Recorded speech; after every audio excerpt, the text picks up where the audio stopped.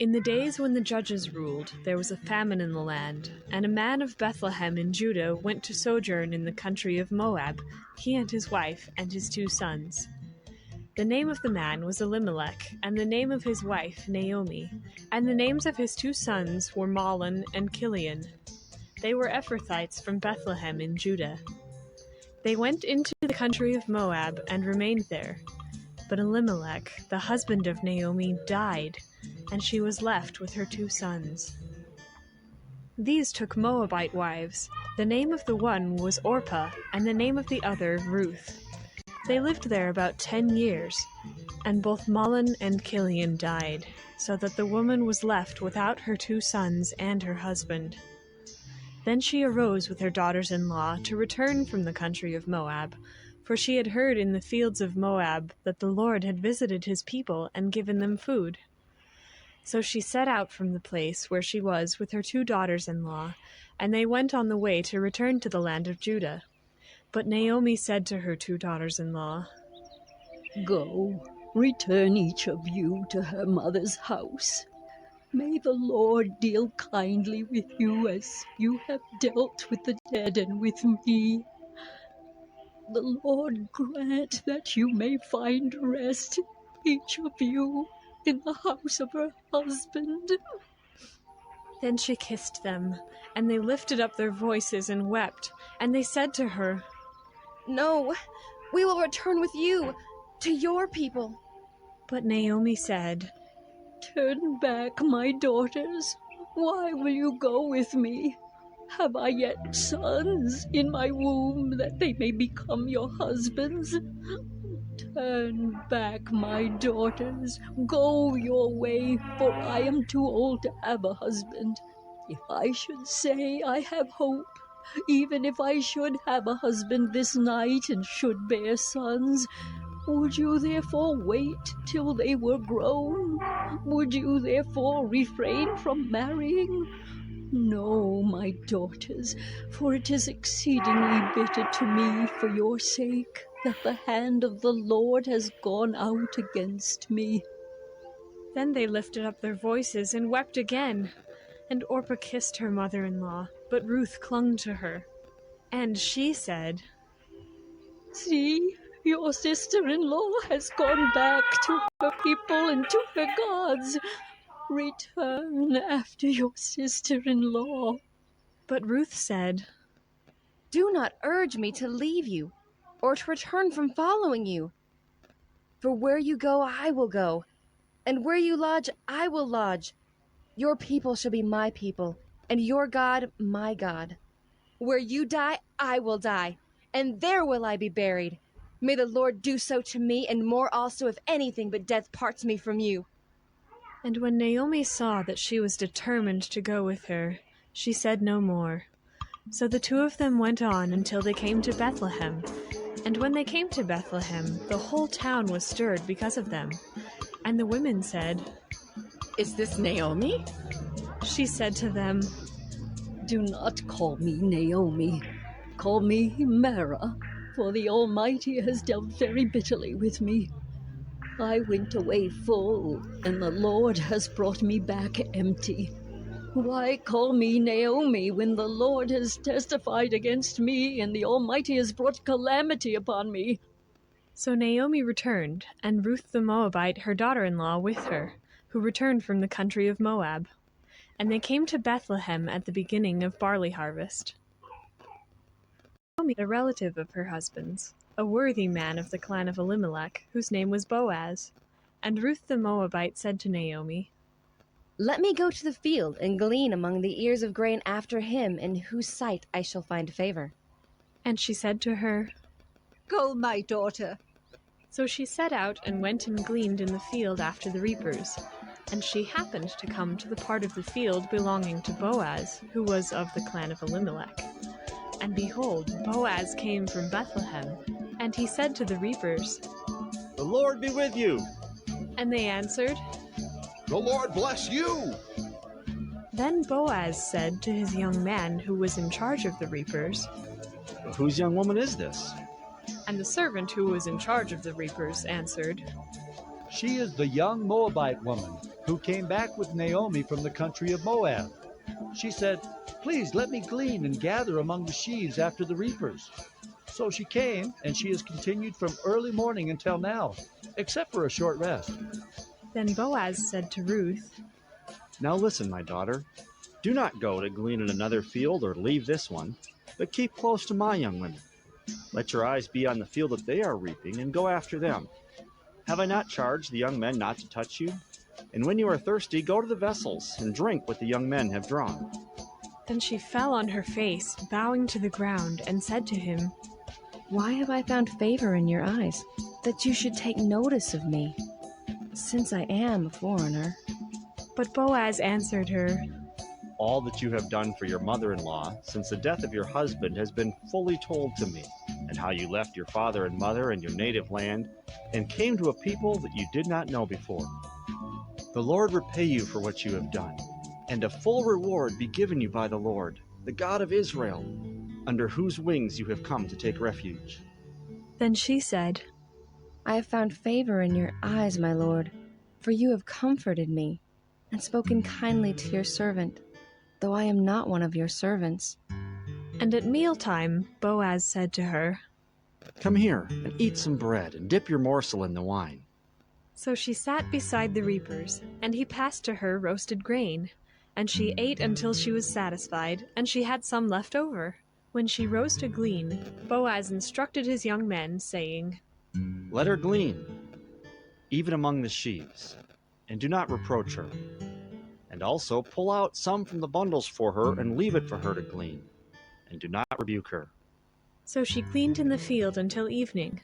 Then she beat out what she had gleaned, and it was about an ephah of barley.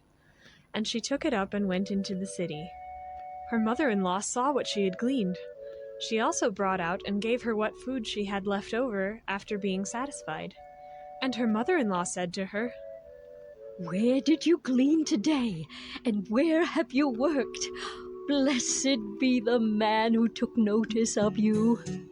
So she told her mother-in-law with whom she had worked, and said, The man's name with whom I worked today is Boaz. And Naomi said to her daughter-in-law, May he be blessed by the Lord, whose kindness has not forsaken the living or the dead. Naomi also said to her, The man is a close relative of ours, one of our redeemers. And Ruth the Moabite said, Besides, he said to me, You shall keep close by my young men until they have finished all my harvest. And Naomi said to Ruth, her daughter-in-law, It is good, my daughter, that you go out with his young women, lest in another field you be assaulted. So she kept close to the young women of Boaz, gleaning until the end of the barley and wheat harvests. And she lived with her mother-in-law. Her mother-in-law said to her, My daughter, should I not seek rest for you, that it may be well with you? Is not Boaz our relative, with whose young women you were? See, he is winnowing barley tonight at the threshing floor.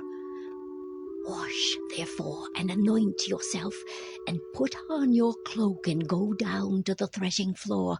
But do not make yourself known to the man until he has finished eating and drinking. But when he lies down, observe the place where he lies.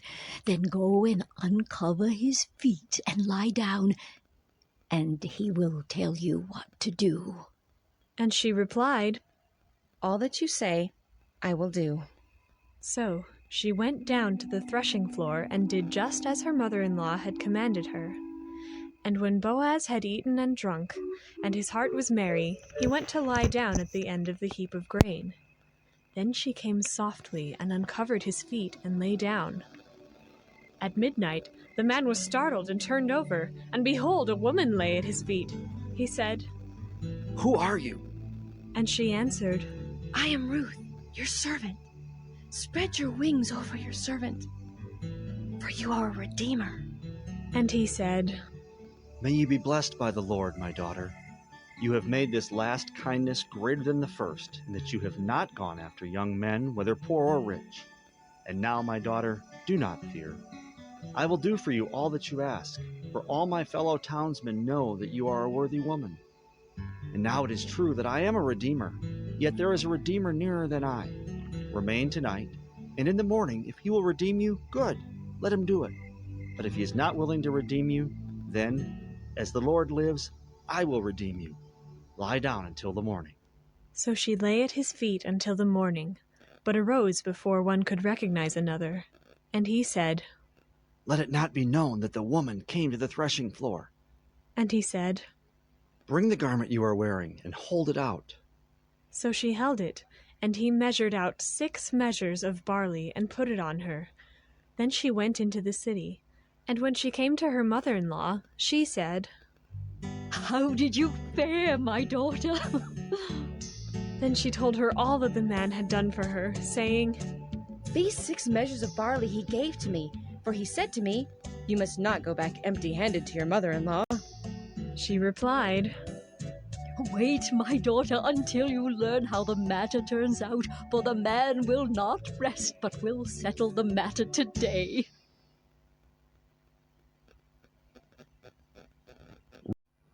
Now Boaz had gone up to the gate and sat down there. And behold, the Redeemer, of whom Boaz had spoken, came by. So Boaz said, Turn aside, friend. Sit down here. And he turned aside and sat down. And he took 10 men of the elders of the city and said, Sit down here. So they sat down. Then he said to the Redeemer, Naomi, who has come back from the country of Moab, is selling the parcel of land that belonged to a relative, Elimelech. So I thought I would tell you of it and say, Buy it in the presence of those sitting here and in the presence of the elders of my people. If you will redeem it, redeem it. But if you will not, tell me, that I may know. For there is no one besides you to redeem it, and I come after you. And he said, I will redeem it. Then Boaz said, The day you buy the field from the hand of Naomi, you also acquire Ruth the Moabite, the widow of the dead, in order to perpetuate the name of the dead in his inheritance. Then the Redeemer said, I cannot redeem it for myself, lest I impair my own inheritance. Take my right of redemption yourself, for I cannot redeem it. Now this was the custom in former times in Israel concerning redeeming and exchanging.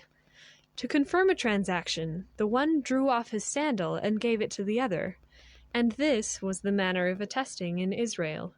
So when the Redeemer said to Boaz, Buy it for yourself. he drew off his sandal. Then Boaz said to the elders and all the people, You are witnesses this day that I have bought from the hand of Naomi all that belonged to Elimelech, and all that belonged to Chilion and to Mahlon. Also Ruth the Moabite, the widow of Mahlon, I have bought to be my wife, to perpetuate the name of the dead in his inheritance, that the name of the dead may not be cut off from among his brothers and from the gate of his native place. You are witnesses this day. Then all the people who were at the gate and the elders said, We are witnesses. May the Lord make the woman who is coming into your house like Rachel and Leah, who together built up the house of Israel. May you act worthily in Ephrathah and be renowned in Bethlehem. And may your house be like the house of Perez, whom Tamar bore to Judah, because of the offspring that the Lord will give you by this young woman. So Boaz took Ruth, and she became his wife. And he went in to her, and the Lord gave her conception, and she bore a son. Then the women said to Naomi, Blessed be the Lord, who has not left you this day without a redeemer, and may his name be renowned in Israel. He shall be to you a restorer of life, and a nourisher of your old age. For your daughter-in-law, who loves you, who is more to you than 7 sons, has given birth to him. Then Naomi took the child and laid him on her lap, and became his nurse. And the women of the neighborhood gave him a name, saying, A son has been born to Naomi. They named him Obed. He was the father of Jesse, the father of David. Now these are the generations of Perez. Perez fathered Hezron. Hezron fathered Ram. Ram fathered Aminadab. Aminadab fathered Nahshon. Nahshon fathered Salmon. Salmon fathered Boaz. Boaz fathered Obed. Obed fathered Jesse. And Jesse fathered David.